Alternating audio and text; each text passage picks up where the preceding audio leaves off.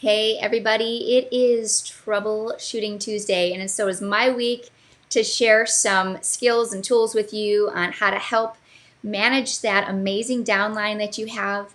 Congratulations on getting started with the Leadership Enrichment program. I hope it's going well for all of you, and it has been an encouragement and a blessing to us so far, and we look forward to weeks and months to come as you put these things into practice. If you already are not doing it, which many of you are, and that you continue to grow and learn as we grow and learn. So we're so thankful, like I said, to have you a part of this. And we look forward to learning from all of your expertise as well. So we're going to go ahead and get started today with our training. And it just so happens that our training um, this week is going to be on relationships. So, relationship management specifically, and how to create a positive team culture. And so, why is that important? Well, it's important because the culture of your team is what drives productivity, sales, participation, recognition, and everything else good that can positively impact lives around us, not just within our teams, but within our company, and of course, the extended family outside of our company, which would include our families and our customers, right? All right, so I know many of you are probably like me, and you're just like, man, I don't want the drama. I'm a no drama person.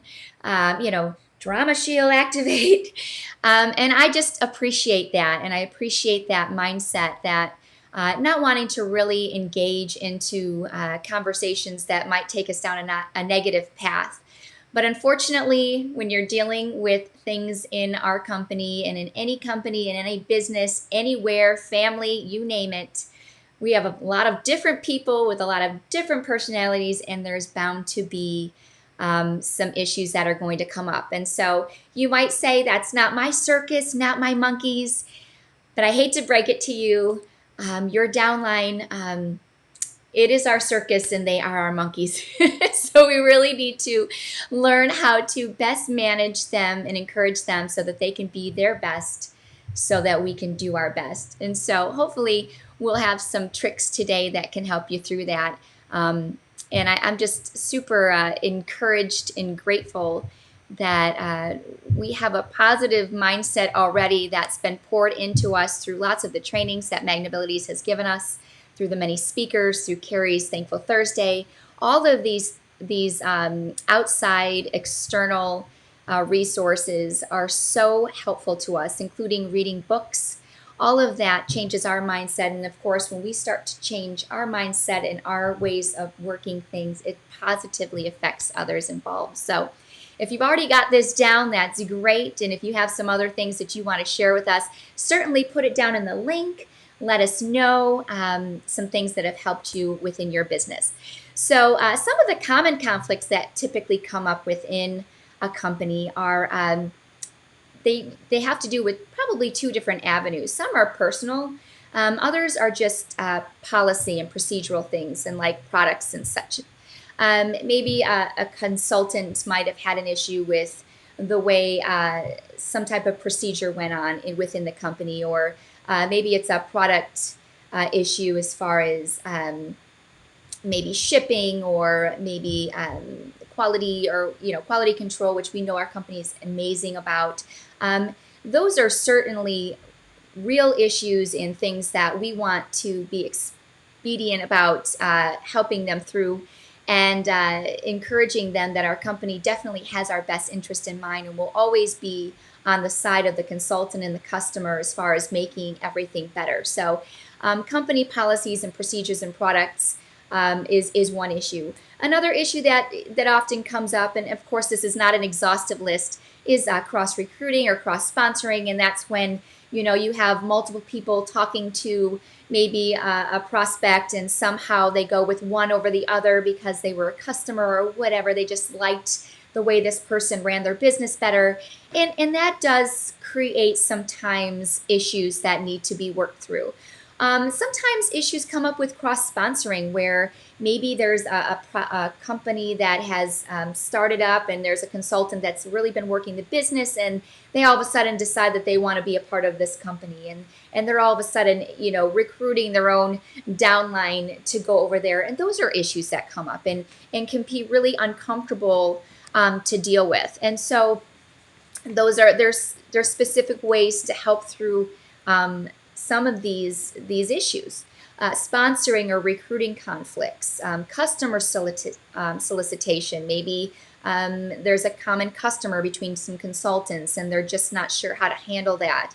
And poaching, going off and offering, extreme deals so that the customers come their way. I mean, these are things I'm sure you guys have heard of and have had to work through, right? And they're just real issues, not just within our company, but across the country and across the world. I'm sure anytime you're dealing with just competition, a lot of times issues do come as a result of jealousy or pride. You can often find a common denominator there, but not always. Sometimes it's just perception, and we can help as leaders to come in and change that perception and provide a solution, right?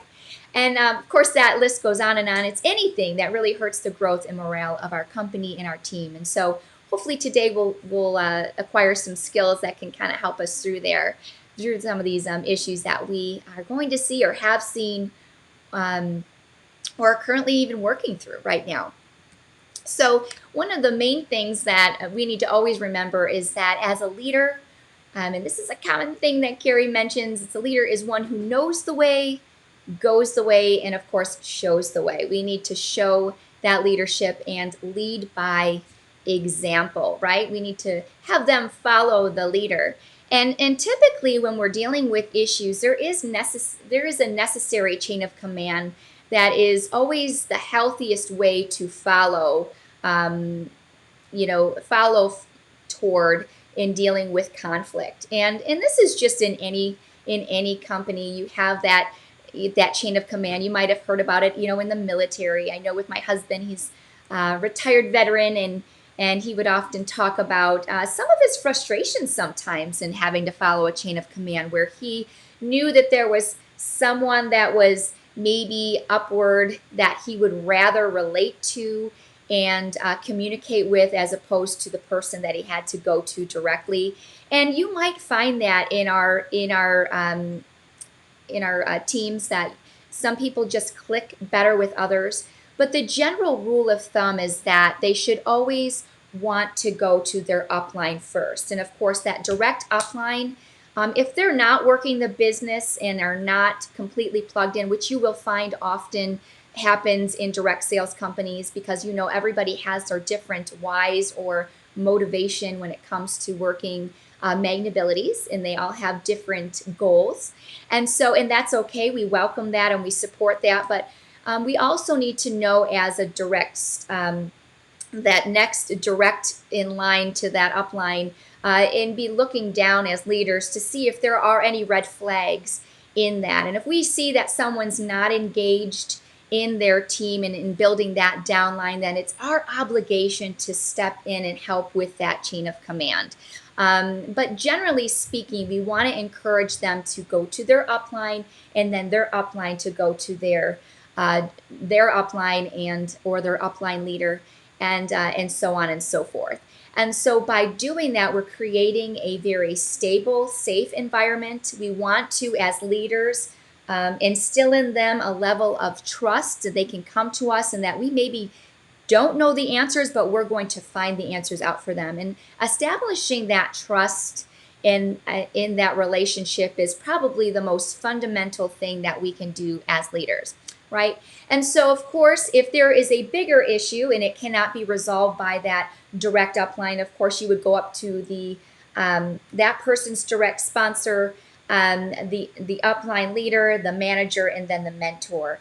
And it would help in doing this, because as working from the top down, we're able to kind of work on the bigger issues, and people are not scattered with relationships and building little cliques in other places as well.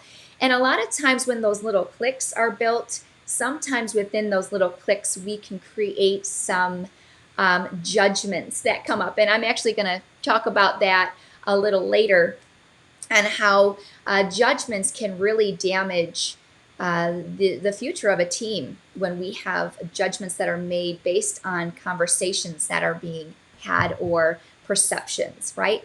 And so it should never go directly to like a Carrie or Erica without following through with that upline process.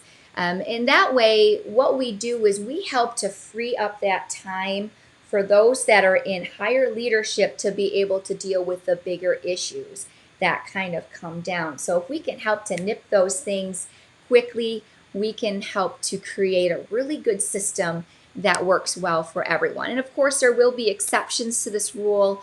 And we do know that they come up when there's just relationship issues pertaining maybe to their direct sponsor. Maybe there's a personality conflict.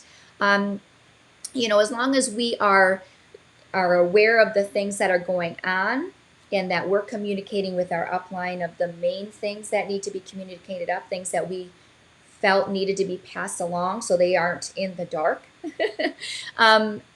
it helps for a well-oiled machine.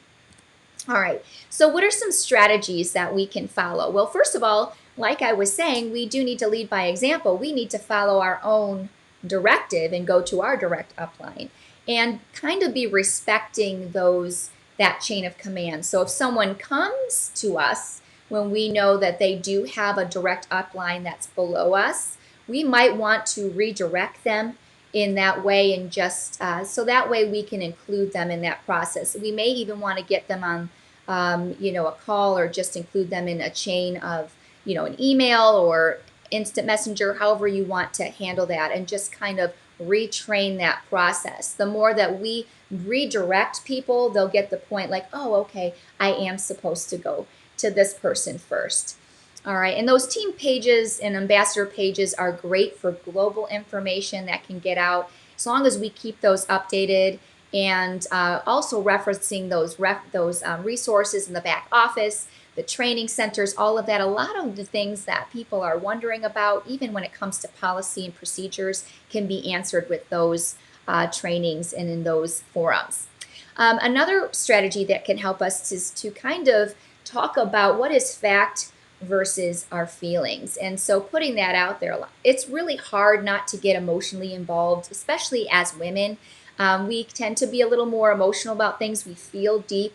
And so it's often really good when you're approached with the situation to kind of, in your mind, attach your heart in wanting to care and provide a solution for them, but also be able to discern what is fact and what is feeling. And so just having those things out in front of you and really looking at them directly will help you to deal with those situations. A lot of the dramas that come up are really situational and can be diffused a lot of times right from just being a good role model as to how we might mitigate or provide mediation. Having a focus on solution-based mediation is also really important. We should always want to be going toward the solution. What is the outcome that they are looking for? And we need to be making sure that we verbally present that to them right out of the gate. What is the solution that we are looking for? So that way we do not get off into feelings, because a lot of times we don't really need to know all the details and all the things that were said or all the little things behind the scenes, because what that does is create, like I was saying before, judgments in our hearts and our mind, and that's just not a positive way to move forward. In fact, I've had some situations, even when I was teaching, a lot of times I would get the folder of the child that was with a teacher prior to me that maybe just didn't have a good year. And oftentimes I would not read any of the comments that were in there. I would go based on facts. I would look at their data. I would look at, okay, so how are they testing? What does their family structure look like? And so a lot of times I was able to go in and welcome that child with open arms, knowing that I had no judgment against them, that they were starting on a clean slate. I was going to love them and help them and serve them the best that I could be. And oftentimes I had a really great relationship with them, and I was able to encourage them to exceed any expectations that that prior teacher may have had, because I did not create a judgment in my mind prior to meeting them. Sometimes it's just situational or personality conflict. Another thing that's really helpful is the DISC module, which we are going to be going through extensively a little later, like I had mentioned in my welcome video. We're going to talk about customer relations regarding that, prospecting relationships, leadership relationships, and just a general platform and foundation for DISC. And that will kind of have some reciprocal teaching there and kind of build on itself. Each week we come in and review just a little bit, and then we build upon it with the concept that's being taught. So hopefully when we get to that portion of our training a little later on, you're going to see that that'll be helpful to you. All right, and then also we want to encourage them that all negative goes up. We reach up with any negative. We talk to our upline, and then our upline is going to push that up to their upline if they don't feel like they have the tools necessary to successfully create a solution for that conflict, right? And then we know that anything positive goes down, right? We praise downline. So that's where your recognition comes, your awards, your birthdays, positive company things that are going on. People are going to do a lot more for recognition than they ever will for money. And so we want to push positive down and push the negative up. And so that's just a strategy that we want to create. You got to think, if you're speaking down or negative to your downline, you have to think about what am I trying to accomplish with this? What is the outcome going to be? Because oftentimes when we're speaking down negatively to them, we are, again, like I was mentioning, creating those judgments in their mind. And how is that going to create a positive outcome in their business? It's just not. Now, I do recognize that many of us are on a different plateau now. We're in a leadership level. So we're maybe more linking arms and kind of being able to strategize and communicate maybe difficulties, especially like even in the ambassador calls that we might have for those of you that are involved in those, or just our leadership calls. We're able to, in a safe place, communicate maybe some things, challenges that we might have. But our ultimate goal should always be an outcome. We want to speak to people that are going to be attached to the outcome. We want to talk in a way that there's going to be a positive outcome. Solution-based mediation, solution-based conversations, right? And so if you do communicate with someone that is maybe a accountability partner to you, I know I have some within the business that I speak to, and we just talk about, hey, this hasn't worked for me. What would you suggest? And again, oftentimes you don't need to lay out all the details. Sometimes you need to give a little context, but other times it's just you needed someone to kind of bounce some ideas off from, and hopefully you can come to a conclusion, or maybe you just needed some encouragement from them. And in those situations, it's okay if you do have an accountability partner, but it should always be someone that's on a level playing field with you, never your downline. And it should really be someone that's mentored, in a mentor-based position with you. All right, so one strategy that I have felt has been extremely helpful in my life is something that I learned in my professional development back when I was teaching, and it's called VCR. And I know for those of you that are older, you all know what the VCR is, and for those of you that are younger, I'm sure you've heard of it too, but it was just a great acronym that I kind of tucked in the back of my brain as far as representing something completely different than the TV. And it's just a form of communication that I have used to help me when dealing with conflicts. And so it goes a little bit like this. When someone comes to you with a conflict, a lot of times they are just looking to be validated, okay? And again, it goes down to they don't care how much you know until they know how much you care. A lot of times people, when they're talking about a situation, need to just feel validated or have someone to talk to.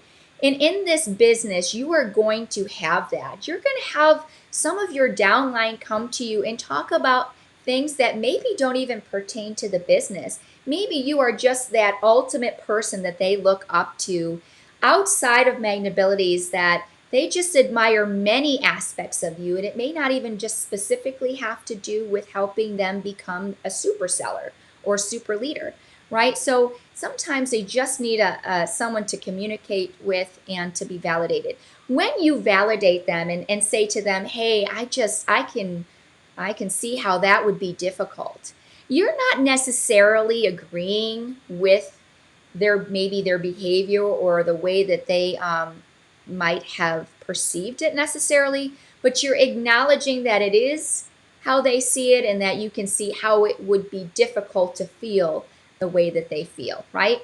And so when you do that, you're actually activating that C portion, and that's opening that line of communication for you. That's giving you an even more bigger in, right? And so this VCR can actually help you in any kind of conflict. It could be someone that doesn't look up to you, may come to you and say, you know what, I have an issue with this. And I'm telling you, if you follow this VCR, you're going to really open up that area of the avenue of communication with them. And so when you open up that avenue of communication, you have earned the right to respond. And that's when they're going to hopefully listen to your response. And so that is just one strategy that I found has been helpful in diffusing people and encouraging them in their conflict. So a good leader actually takes a little more time to take time in sharing of the blame, a little less than his share of the credit, right? So what that means is that you are, it's hard to do, but a lot of times we're more respected as leaders when we are coming from a place of humility. And we're going to talk a little bit about that in the next slide, because you might actually have some situations where people they might just come to you, and it might not be your fault. And I'm sure you've all had that situation where you've had to get on the phone with someone, and it's someone that is in charge of taking care of an issue, but they're getting the brunt of your frustration. They may know that you are not the person totally responsible for that issue in their life, but you're the one that's going to get the brunt of it. And as leaders, we need to take those hits, right? And we need to take them head on, because we don't want to let those things fester. Because when we let them fester, they actually create bitterness in our downline, and that's when the talking begins amongst the team, and the judgments start to be created. And we want to make sure that we squash those things as quick as we can, right? So if you do have a personal conflict, like I said, you do need to be swift about it, and also have some positive posturing. So we're not going to be defensive and say but and make a whole bunch of excuses. We want to just hear them out, use that VCR method, right? Have some humility and take responsibility, even if you do not completely see it their way. And again, using that VCR method is going to allow you the opportunity, and it's going to open up that avenue for you to be able to have earned the right to respond. And of course, seeking the solution and asking them, what can I do to make this right? I'm telling you, you will gain so much respect out of handling it this way and taking full responsibility. And guess what happens as a result of that? It doesn't go anywhere else, typically, because who are they going to go to? Who are they going to talk about you to? They're going to say, they're going to feel a point of restoration in that relationship within their heart with you. And they're not going to, most people, that is, of good character, are not going to want to take that any further. Now, are there people that always, they thrive on drama? There's really no way to get away, to get them out of it. In fact, some people are just flat out committed to being, whining and negative, and really it's a disease. It's a disease that will spread through your whole I'm not saying they're the disease. I'm saying that negativity, gossip, and all that, if it's just in their character to do, it's going to spread through your team in such a way that will really create infection. So it's really good to set up those boundaries in the beginning and fortifying that team so that we know that those things are not going on. And when you're communicating effectively with your team, they're going to be seeing you or people in a different way. It's going to be like a family where they're going to see, and there's going to hopefully be some unconditional grace that comes as a result of that. Seeing that your heart and desire to do right and to lead them in a positive way. They're going to see that. And I know one of the things that I have always kind of tucked in the back of my head is the saying of, live in such a way that if somebody says something negative about you, they won't believe it, right? And so that is just all we can do in life, because no matter what, you just can't always get rid of the negative, but we can be part of creating positive. And so leaders also think and talk about the solutions, right?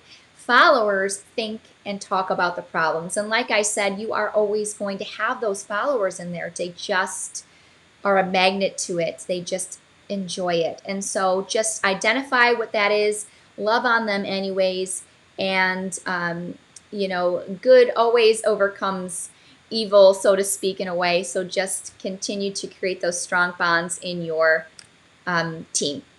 So here are some other ways the steps to success. Of course, that VCR, when you're dealing with situational conflicts within your downline. So maybe it's not personal. Maybe it's someone coming to you. First of all, you want to actually validate them. Use that VCR method right out of the gate. Validate them, which opens up that right of communication, that line of communication, and then respond. And typically your first response to them when someone comes to you and it's not policy, procedural, or company related as far as product, and it's just more of personality or team related stuff, you're going to want to ask them, have you gone to the source or to the person first? Okay, it's okay to validate them and say, hey, I can see how that's difficult. Let's fix this. Let me help you fix this. Have you gone to that person or the source first? And oftentimes, if it is someone that is dramatic or thrives on that gossip, they're probably going to either do one of two things. They're going to say, they'll probably say no, that they haven't. They've probably gone to social media and they've probably gone to everybody else, right? We just know that to be true with certain personalities, right? But if they truly are seeking for a solution, then you gently redirecting them in that way toward going toward that source and to that person, and maybe giving them some words to say without getting into too much detail, that should help them. And if they truly are have the solution-based mentality, they are going to go back to that person and they're going to have that difficult conversation. It is much easier to go to somebody else and have them solve the problem than for us to go to that person ourselves, because a lot of times it's just not worth it. We may just, walk away. Now, we have to be honestly very aware of that as well, because we do not want people to just walk away, because some people do not want conflict. They don't have the courage to step up. And sometimes we need to go to that second step of saying, you know what, why don't we go ahead and set up a call, and you can offer some mediation between both parties. And you can say, I'm just there to help to find a solution. And you can come alongside them, because you just never know. Some people really, truly are hanging on by a limb. They're just not brave when it comes to confrontation. And sometimes it can create a position, put someone in a position where they actually want to not be with the company anymore. And we don't want to do that either. So we want to be very mindful and honestly being proactive about situations coming up even at all. So having a mind to looking at some red flags is really, as a leader, our job, right? You can't protect everybody. You cannot protect the whole city. Again, it's a family unit. Putting up those walls, those mission statements, and fortifying that team is really your best defense. Okay, and then of course, after you have ask them to go to that person and they have or they haven't. You can come together with that mediation with both of you. And if that doesn't work and it's really one of those situations that needs a little more intervention, that's when you take it higher. And that, of course, would follow that chain of command that we talked about. And it's always just good practice that if you do think it is kind of a major situation, but you are feeling as though you can handle it, still that it's manageable, but you still want to kind of keep your upline in a loop, that's always good too, because it's really hard to go with that to them later when you thought you could work through a conflict and then it's become this big thing that it's almost too far gone, right? So keeping people in the loop is also helpful because you can be going to your upline and saying, hey, I have this situation. Am I handling it right? Would you do anything different? And then we can kind of help you with that. All right? Okay. So the true test of leadership is how well you function within that crisis, right? They're looking to you. They are looking to you. They're looking for you to follow those steps that we talked about earlier. And one of the other strategies that you can use within this system is to follow what is called the event plus the response equals the outcome equation, right?